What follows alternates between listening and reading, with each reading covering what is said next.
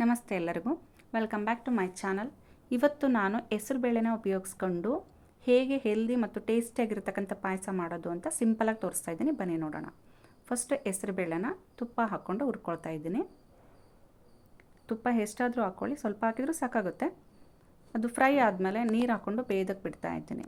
ಕೆಲವರು ನೀರನ್ನು ಫಸ್ಟ್ ಕಾಯಕ್ಕಿಟ್ಟು ಆಮೇಲೆ ಹೆಸರುಬೇಳೆ ಹಾಕ್ತಾರೆ. ನಾನು ಹೆಸರುಬೇಳೆ ಫ್ರೈ ಆದ ತಕ್ಷಣ ನೀರು ಹಾಕಿ ಅದನ್ನು ಬೇಯೋದಕ್ಕೆ ಸೈಡಿಗೆ ಇಡ್ತಾ ಇದ್ದೀನಿ. ಇನ್ನೊಂದು ಪಾತ್ರೆಯಲ್ಲಿ ಬೆಲ್ಲನ ಕರಗಿಸೋದಕ್ಕೆ ಇಡ್ತಾ ಇದ್ದೀನಿ. ನಾನಿಲ್ಲಿ 1 ಲೋಟ ಹೆಸರುಬೇಳೆಗೆ 2 ಕ್ಯೂಬ್ಸ್ ತೊಗೊಂಡಿದ್ದೀನಿ ಬೆಲ್ಲನ. ಇದು ಚೆನ್ನಾಗಿ ಕರಗಿ ಆದಮೇಲೆ ಸೋಸಿ ಲಾಸ್ಟಿಗೆ ನಾನು ಹೆಸರುಬೇಳೆಗೆ ಮಿಕ್ಸ್ ಮಾಡ್ತೀನಿ. ಸೋಸೋದ್ರಿಂದ ಫಿಲ್ಟರ್ ಆಗುತ್ತೆ ನೀಟಾಗಿ, ಏನು ಗಲೀಜು ಅದರಲ್ಲಿ ಉಳಿಯೋದಿಲ್ಲ. ಹಾಗಾಗಿ ಇದು ಕಾಯ್ತಾ ಇದೆ. ಇದು ಕೂಡ ಈ ಕಡೆ ಅದು ಚೆನ್ನಾಗಿ ಬೇಯ್ತಾ ಇದೆ ಹೆಸರುಬೇಳೆ. ಅಷ್ಟೊತ್ತಿಗೆ ನಾವು ಒಣ ಕೊಬ್ಬರಿ ತೊಗೊಂಡಿದ್ದೀನಿ. ಇಲ್ಲಿ ಈ ಒಣ ಕೊಬ್ಬರಿಗೆ 1 ಏಲಕ್ಕಿ ತೊಗೊಂಡಿದ್ದೀನಿ ಫುಲ್ಲು. ಆಮೇಲೆ 1-2 ಲವಂಗ ತೊಗೊಳ್ತಾ ಇದ್ದೀನಿ. ಇದು ಜಾಜಿಕಾಯಿ.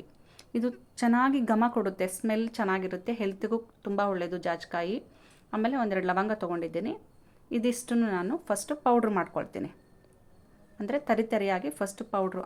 ಇಲ್ಲಿ ನೋಡಿ ಸ್ವಲ್ಪ ಗಸಗಸೆ, ಇದು ಆಪ್ಷನ್ನು, ಹಾಕಿದರೆ ಹಾಕ್ಬೋದು, ಇಲ್ಲಾಂದರೆ ಬೇಡ, ಸ್ಕಿಪ್ ಮಾಡಿ. ಬೇಕಾದರೆ ತರಿಯಾಗಿ ರುಬ್ಬಾದ್ಮೇಲೆ ನಾನು ಸ್ವಲ್ಪ ನೀರು ಹಾಕ್ಕೊಂಡು ನುಣ್ಣಗೆ ರುಬ್ಕೊಳ್ತಾ ಇದ್ದೀನಿ.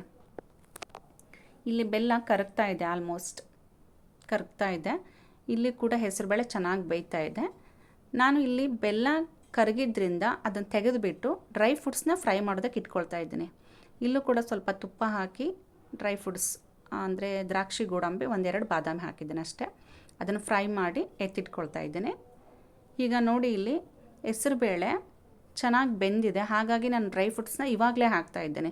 ಡ್ರೈ ಫ್ರೂಟ್ಸ್ನ ಯೂಶ್ವಲಿ ಲಾಸ್ಟಿಗೆ ಹಾಕ್ತಾರೆ, ಬಟ್ ನಾನು ಯಾಕೆ ಹಾಕ್ತಿದ್ದೀನಿ ಅಂದರೆ ನನ್ನ ಮಕ್ಕಳು ಅದು ತಿನ್ನೋದಕ್ಕೆ ಬಾಯಿಗೆ ಸಿಕ್ಕರೆ ಗಟ್ಟಿಯಾಗಿ ತಿನ್ನೋಲ್ಲ. ಹಾಗಾಗಿ ಸ್ವಲ್ಪ ಬೇಯಲಿ ಅಂತೇಳಿ ಅದನ್ನು ಹೆಸರುಬೇಳೆ ಜೊತೆಗೆ ಹಾಕ್ಬಿಟ್ಟು ಫಸ್ಟ್ ಬೇಯಿಸ್ತಾ ಇದ್ದೀನಿ.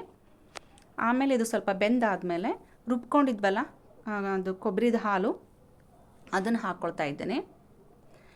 ಡ್ರೈ ಫ್ರೂಟ್ಸು ಮತ್ತು ಈ ಹಾಲನ್ನ ಕೆಲವರು ಲಾಸ್ಟಿಗೆ ಹಾಕ್ತಾರೆ, ಅದು ಅವ್ರವ್ರಿಗೆ ಇಷ್ಟ. ಬಟ್ ಇಲ್ಲಿ ಸ್ಮೆಲ್ಲು ಮತ್ತು ಡ್ರೈ ಫ್ರೂಟ್ಸು ಸ್ವಲ್ಪ ಅವಾಯ್ಡ್ ಮಾಡಲಿಕ್ಕೆ ನನ್ನ ಮಕ್ಕಳು ತಿನ್ನೋಲ್ಲ, ಹಾಗಾಗಿ ಬೇಯಲಿ ಅಂತ ಹಾಕ್ತಾಯಿದ್ದೀನಿ. ರುಚಿಗೆ ಸ್ವಲ್ಪ ಉಪ್ಪು ಹಾಕ್ಕೊಳ್ತಾ ಇದ್ದೀನಿ. ಇದು ಚೆನ್ನಾಗಿ ಬೆಂದು ಆದಮೇಲೆ ಹೆಸರುಬೇಳೆ ಸ್ವಲ್ಪ ಬೆಂದಿದೆಯಾ ಅಂತ ನೋಡ್ಕೋಬೇಕು. ಬೆಂದಾದಮೇಲೆ ನಾನು ಬೆಲ್ಲ ಏನು ಸೋಸಿ ಇಟ್ಕೊಂಡಿದ್ದೀನಲ್ಲ ಅದನ್ನು ಮಿಕ್ಸ್ ಮಾಡ್ತಾಯಿದ್ದೇನೆ.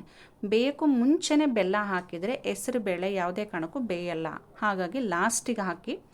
ನೋಡಿ, ಪಾಯಸ ಆಲ್ಮೋಸ್ಟ್ ಆಯಿತು. ರುಚಿಯಾಗಿ ಟೇಸ್ಟಿಯಾಗಿ ಹೆಸರುಬೇಳೆ ಮತ್ತು ಬೆಲ್ಲದಿಂದ ಮಾಡಿರ್ತಕ್ಕಂಥ ಹೆಸರುಬೇಳೆ ಪಾಯಸ. ಇಷ್ಟ ಆದರೆ ಲೈಕ್ ಮಾಡಿ, ಶೇರ್ ಮಾಡಿ. Thank you.